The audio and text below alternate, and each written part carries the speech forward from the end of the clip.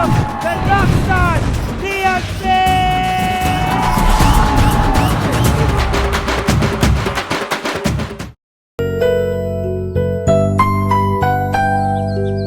நீ வாழ்ந்திய ஒரு வாழ்க்கை அண்ணன் அப்பான்னு சொல்லி அந்த மாதிரி வாழணும் தான் நான் நினைச்சேன்.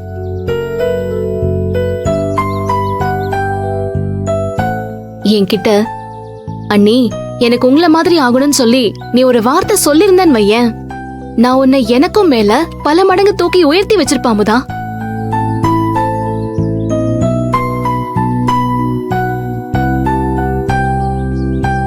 உனக்கு ஒரு விஷயம் தெரியுமா?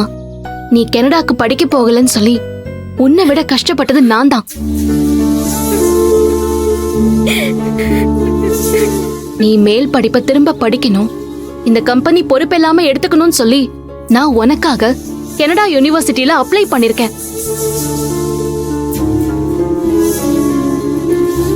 அது ஓகே ஆனது உன்கிட்ட சொல்லலான்னு இருந்தேன். அது இன்னும் கபிலனுக்கு கூட தெரியாது. என் அப்பாக்கு மட்டும்தான் தெரியும் இந்த விஷயம்.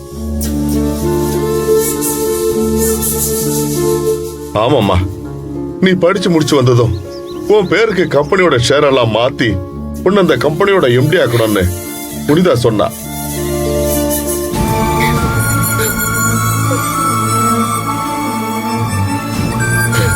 நானும் சரின்னு சொன்னேன். எங்க என் மனசு மாறிடுமோன்னு புனிதா ஐயா கிட்ட இருந்து எழுதி வாங்கிக்கிட்டா.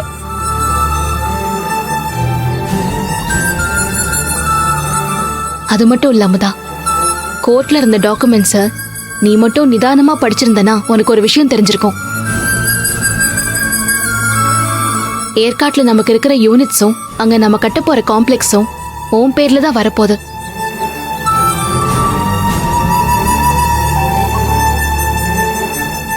இதுல மணிகண்டனுக்கு கூட எந்த பங்கும் கிடையாது. ஏன்னா நான் மணிகண்டனை நம்பினதே இல்ல, உன்னதான் நான் நம்பினேன்.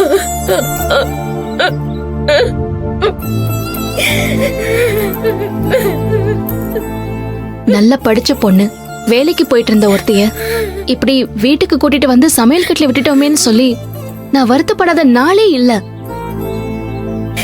நீ நல்லா வரணும், என்னை விட உயரத்துல போகணும், உன் குழந்தைங்கள நானும் கபிலனும் பாத்துக்கணும், நீ பிசினஸ்ல ஒரு நல்ல நிலைமைக்கு வரணும். இதெல்லாம் தான் உன்னை பத்தி நான் வச்சிருந்த கனவு.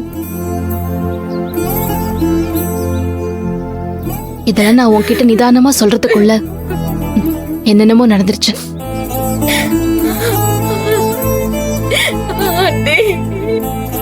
எனக்கு உண்மையில இப்ப கூட கோவம் இல்ல அமுதா.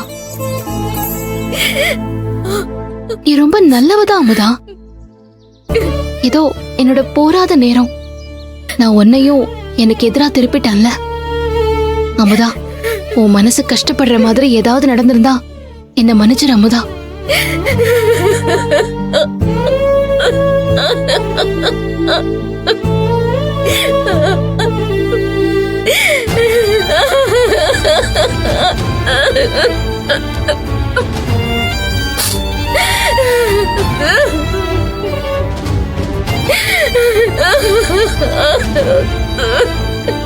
அழாத அமுதா.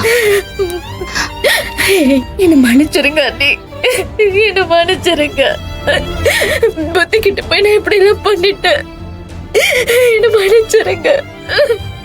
அமுதா விடு.